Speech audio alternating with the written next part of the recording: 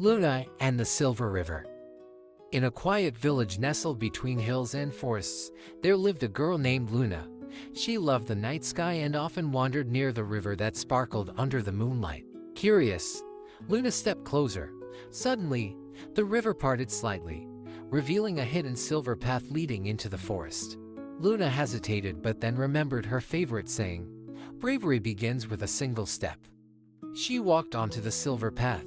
The forest around her was unlike any she had seen before.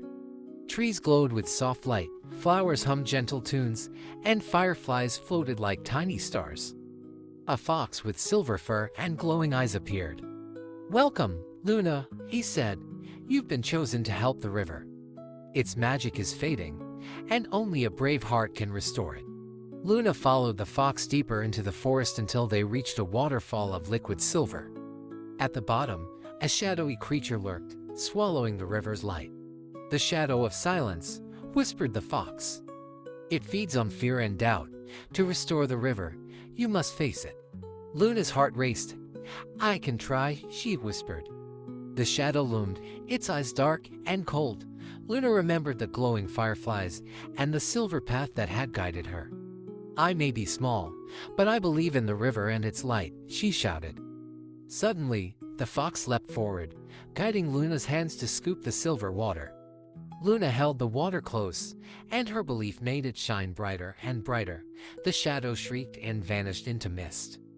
The waterfall gleamed like liquid moonlight again, flowing freely and lighting up the entire forest. Flowers bloomed, the trees swayed joyfully, and even the night sky seemed to sparkle more brightly. The fox bowed. "The river is safe because of your courage, Luna. Remember, magic is strongest in those who believe." The silver path faded, and Luna found herself back on the riverbank in her village. Everything looked the same, yet Luna knew the forest's magic would always be a part of her. From that night on, whenever the moon reflected on the river, Luna smiled, knowing her bravery had restored the Silver River's magic. The Forest Parade.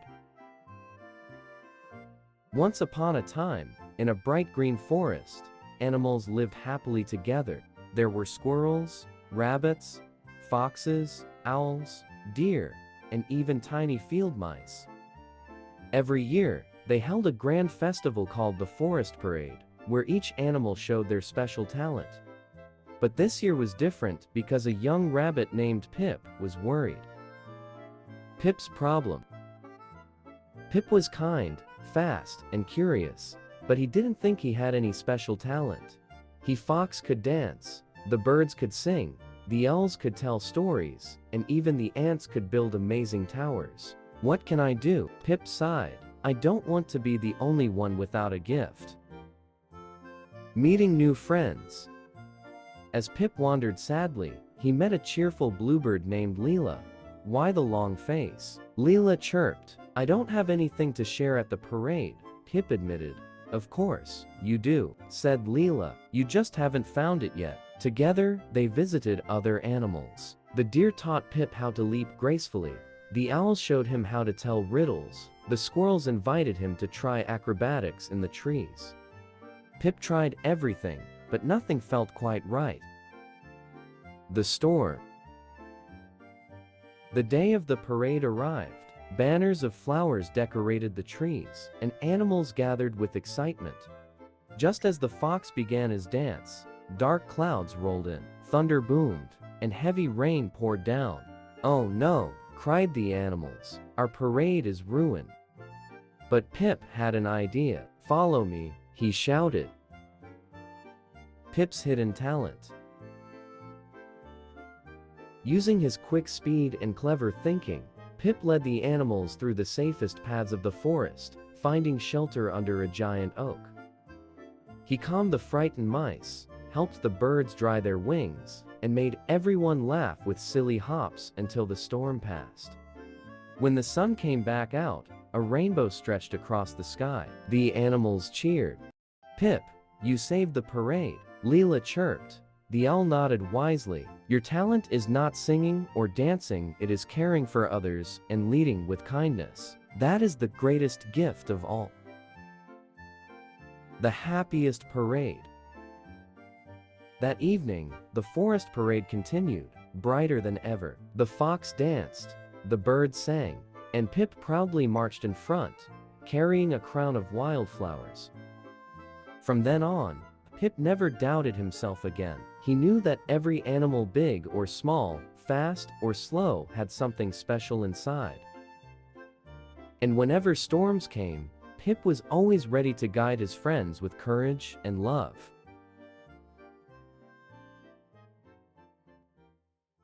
Max and his red balloon. Once upon a time, in a quiet little town by the hills, lived a boy named Max. Max was small, shy, and often felt invisible among the busy people around him. But he had one treasure that made him feel special, a bright red balloon. This balloon was no ordinary balloon. It never deflated, never drifted away, and seemed to follow Max wherever he went. At night, when the moonlight touched it, the balloon glowed softly like a lantern. Max didn't know why his balloon was different, but he felt it was meant for something important. One breezy afternoon, Max wandered to the edge of town, holding tightly to his balloon string. Suddenly, the balloon tugged upward as if it wanted to lead the way. "Where are you taking me?" Max whispered. The balloon floated gently but firmly toward the forest beyond the hills. Max followed, his heart racing with excitement and fear. He had never gone that far alone before. Through winding paths and tall trees, the balloon glowed brighter, guiding him like a secret lantern. After a long walk, Max found himself standing at the edge of a hidden valley. Flowers glowed in colors he had never seen. Streams shimmered like silver, and butterflies danced in the air like tiny sparks. At the center of the valley stood a giant tree with leaves that sparkled like stars. Beneath it, animals of every kind, deer, foxes, rabbits, even owls, were gathered in silence. An old tortoise with wise eyes looked at Max and said, "At last, the child with the red balloon has arrived." Max blinked. "Me, but I'm just a boy." The tortoise nodded slowly.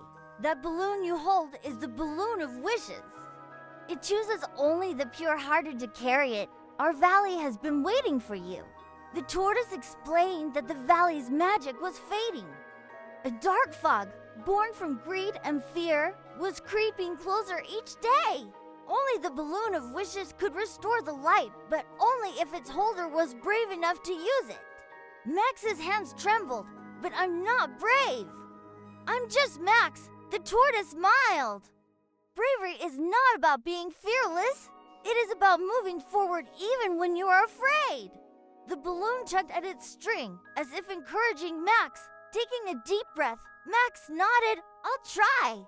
Guided by the balloon, Max entered the dark forest where the fog grew thick. Shapes twisted in the shadows, whispering doubts into his ears. "You are too small. You cannot save anyone. No one believes in you." Max's knees shook, but every time he wanted to stop, he looked at his glowing balloon. Its light pushed the shadows back. "I'm not alone," Max whispered. "I have my balloon, and I believe."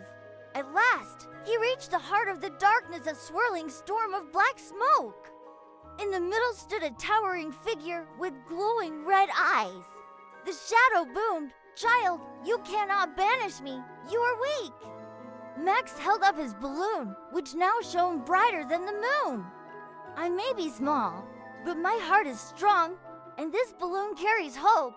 The shadow laughed, but as Max released the string, the red balloon floated higher and higher until it burst not with sound, but with light. The valley shook as golden rays poured from the balloon, washing away the fog and shadows. Flowers bloomed, rivers sparkled, and the animals cheered. The shadow let out one final roar before vanishing into nothingness. Max stood in the glowing valley, tears in his eyes. The tortoise bowed deeply. "You have restored the light." The balloon of wishes chose well. But when Max looked up, his balloon was gone. His chest ached with sadness. When Max returned home, he no longer felt invisible. He smiled at strangers, played with friends, and held his head high. Even without the balloon in his hand, he felt its light guiding him every day. And so, the boy who once thought he was small discovered that within him lived the power to change an entire world. And sometimes, when Max looked at the night sky, he swore he could see a little red balloon floating among the stars.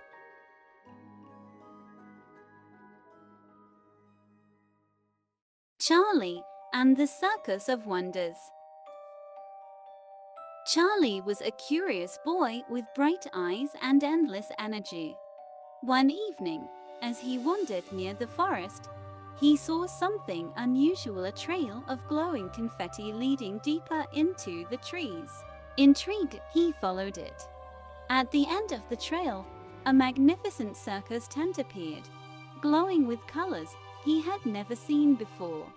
Above it, a sparkling sign read, "Welcome to the Circus of Wonders." Inside the tent, Charlie's jaw dropped. He saw a dancing elephant balancing on one toe, a talking frog clown juggling bubbles, and a lion with a glittering mane that roared, not with fear, but with laughter. "Welcome, Charlie." The animals cheered. "We've been waiting for you." Charlie blinked. "Me? But why?" The lion bowed. "Because you are the only one who can help us. Our heart, the rainbow drum, has been stolen. Without it, the circus will fade away." Charlie agreed at once. "Then let's go get it back." He was joined by his new friends. Bobo the frog, who cracked silly jokes. Luna the elephant, who could fly by flapping her ears. And Rory the lion, brave but a little clumsy. Together, they set off into the night. Their journey was full of funny obstacles. The bubble labyrinth, a maze made of giant soap bubbles. Bobo kept popping them with his juggling balls, while Charlie slipped and slid until he found the right path. The singing trees, tall trees that wouldn't let anyone pass unless they sang in harmony. Charlie sang terribly, but Luna trumpeted like a trumpet, and Rory roared to the beat. The trees laughed so hard, they let them through. The sky balloon raced to cross a huge canyon. They had to grab flying balloons. Charlie and his friends floated across, bumping and spinning, while Bobo kept shouting, "I'm not afraid of heights, I'm just allergic to falling." Finally, they reached a dark tent where the shadow trickster hid the rainbow drum. He sneered, "The circus makes people happy, but I prefer boredom and gloom. No drum, no fun." Charlie stood tall. "You're wrong. Fun and laughter are what keep the world shining." The trickster laughed. "Then prove it. Make me laugh." Charlie whispered to his friends. Together, they performed the silliest act Eve. Bobo balanced on Luna's trunk. Rory wore 10 hats at once. And Charlie juggled pies, accidentally throwing one in his own face. The trickster burst out laughing. "Stop, I can't take it. This is too funny." As he laughed, the rainbow drum rolled free. Charlie picked it up and banged it loudly. Boom! The drum released a wave of color and joy, pushing the trickster away. Back at the circus, Charlie returned the rainbow drum.